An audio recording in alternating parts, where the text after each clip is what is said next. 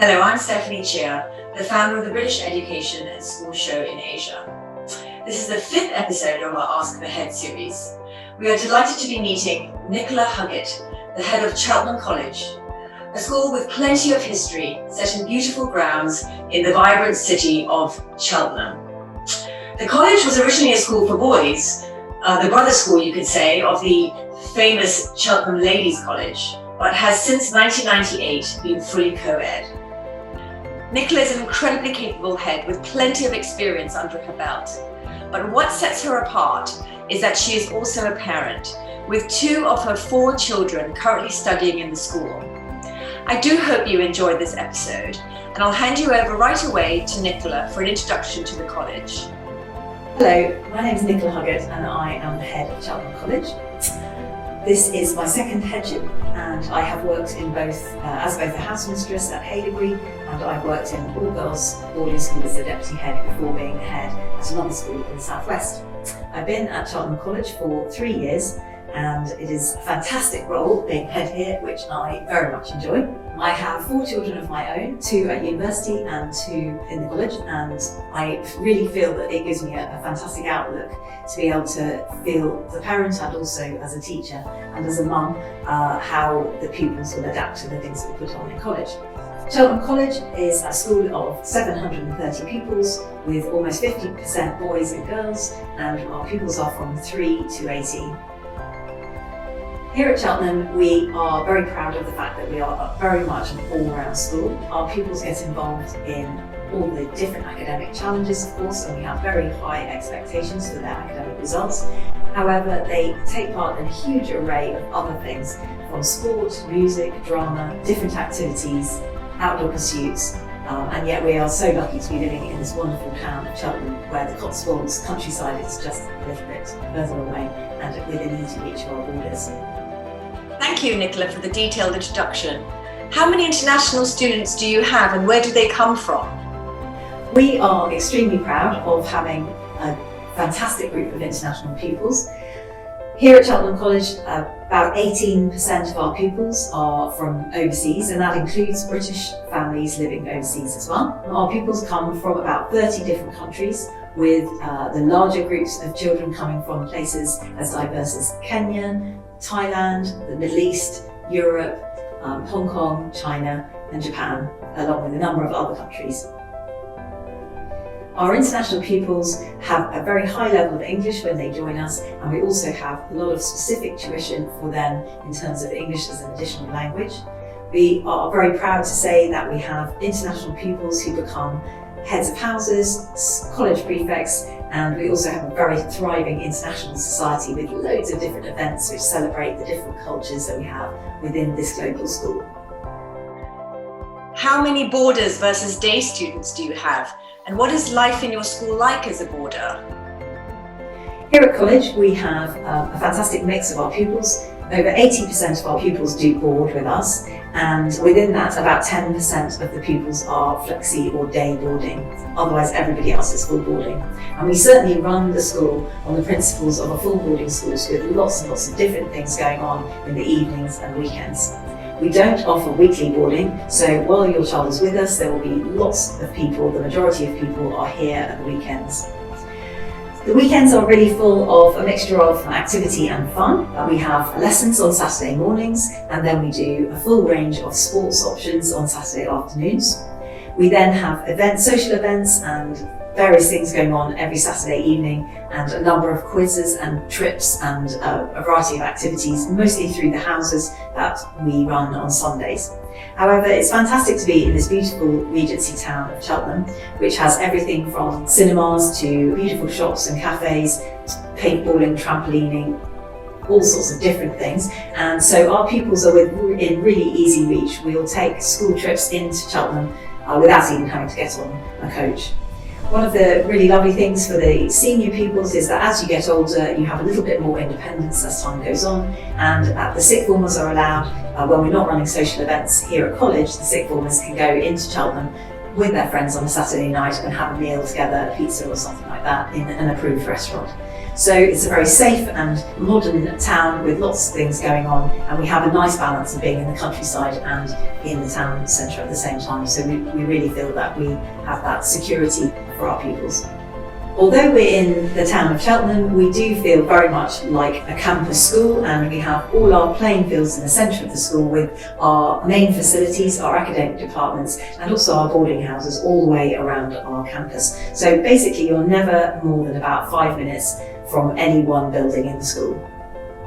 Our main focus for all our pupils is their boarding house, and that is the centre of life for them. These are staffed by a residential housemaster or housemistress with their family. We also have 2 resident tutors and full-time matrons. The matrons are like the house mum, and you as parents can contact the matron if you have any queries at all, anything from a lost book to a lost shoe or anything in between. The matrons will be able to help, and then the resident tutors and the housemaster or mistress are in contact with you and can be contacted anytime, day or night, with any questions that you might have.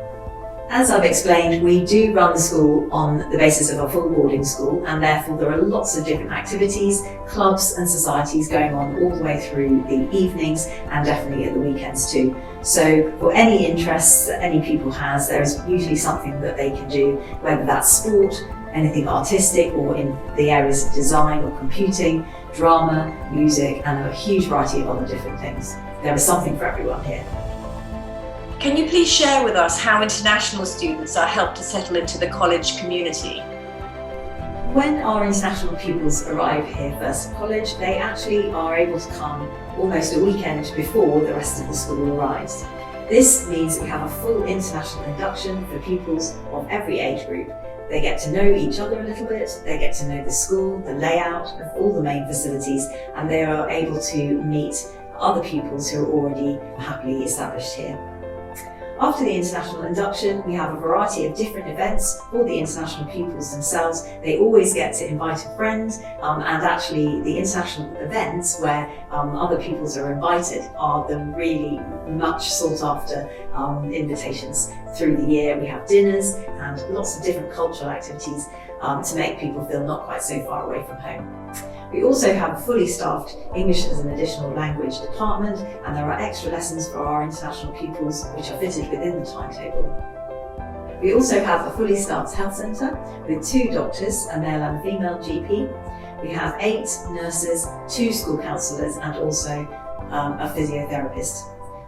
The pupils are able to contact the health centre at any time for a consultation, and you will be communicated with by the house and by the health centre if there's anything that they need. Does the school assist with travel arrangements at all? How are your exeats and half-terms structured? During COVID, we have been very careful to support our international pupils. We arranged an on-site quarantine facility through August for 2 weeks, run in one of our most modern boarding houses, and this was fully staffed with an activity programme. This was very successful, and a number of our international pupils took part in this, even some of our new pupils. During this term, we have stayed open for our 2 exeat weekends, and also we have run an activity programme, again in our boarding house, over the October half term. And we have organised isolation and pre-flight testing for all our international pupils to make sure that they can travel home. As a school, we've also rented 2 local family houses which are staffed by college staff, and international pupils who cannot return to a guardian if they become COVID positive have been able to be accommodated in these 2 very nice and comfortable houses. And the school have bought a testing machine which enables us to identify any COVID cases and isolate them within an hour of their test. And that has proved extremely successful. In general, we've had less than 15 cases in the school in the last 4 months, and we feel very pleased with the way that this has worked, and we know that we have a very safe and secure school. Also, while we have been operating this term, we have offered a remote learning programme for our British and our international pupils should they need to self-isolate. And in fact, we have had a small number of pupils who've remained in their own country and they have learned remotely. These lessons generally have been live lessons taught through Microsoft Teams, which again has been very successful with our pupils and parents. Can you share with us what some of your overseas students have gone on to study and where their career paths have led? I am very impressed by the way that our international pupils have made the most of this fantastic education.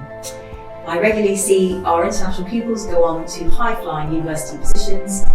We have between 6 and 8 pupils from our year group of 130 go on to Oxford and Cambridge every year. We perhaps would have 15 or 20 who will go on to do medicine, veterinary medicine or dentistry, and we also have another 15 or 20 pupils who will go to American universities. We're one of the schools that has access to a number of prestigious US university scholarships also. We know that our pupils study a wide range of different careers, from economics to geography, finance to medicine. As I said, the law is very popular too. A huge range of different things. We also have some fantastic international pupils from recent years who've gone on to study at prestigious art schools and design. Inevitably, a number of our pupils have held high-ranking positions in their host countries when they return. Some of these include the Malaysian Defence Minister, a famous TV celebrity chef in Thailand, and a former pupil of ours was the Permanent Secretary of the Ministry of Culture in Thailand. Nicola, please do tell us what you think is special about your school. One of the things that makes Cheltenham College special is the fact that we focus totally and utterly on the individual. We really pride ourselves on getting to know your child extremely well and allowing them to get to know us. We run as a big school on the principles of a small school, so that we make sure that your child is properly known and this inner potential that they feel that they can have in whatever field they're interested in can really come to fruition. This is such an all-round place. It's buzzy and exciting. There is lots going on, and we're very much a full boarding school with lots of pupils here at the evenings and the weekends. So there will always be a group of friends around your child to help them and support them. I have to say, one of the big features for our school too is the amazing food, and if you're able to come and visit us you'll see our beautiful dining room, our sixth form dining room, and also our 2 different coffee shops set in the interior of the school. I really hope that you are able to come and visit us as soon as possible. We have been very open to visitors until the most recent rules came into force, and we look forward to reopening for visits in person very soon. However, we have a range of virtual events that we would love to see you participate in, and of course I'm always very happy to arrange one-to-one discussions with any parents at any time. Thank you very much for listening. And thank you very much, Nicola, for the insight into Cheltenham College. We have enjoyed seeing all the glimpses into your school, a community that we can sense you are very proud to be the head of. Nicola has invited you to find out more about college by attending the virtual visits, and I would encourage everyone to do this. There is also plenty of information in their virtual booth on BESSA Connect. In addition to tours, student-led videos, photos, downloadable brochures, you can live chat with admissions officers or send them a message direct through the booth. Thank you for joining us, and see you for the next episode, when we will be speaking to the head of Tunbridge School, one of the top all-boys schools in the UK. Bye for now.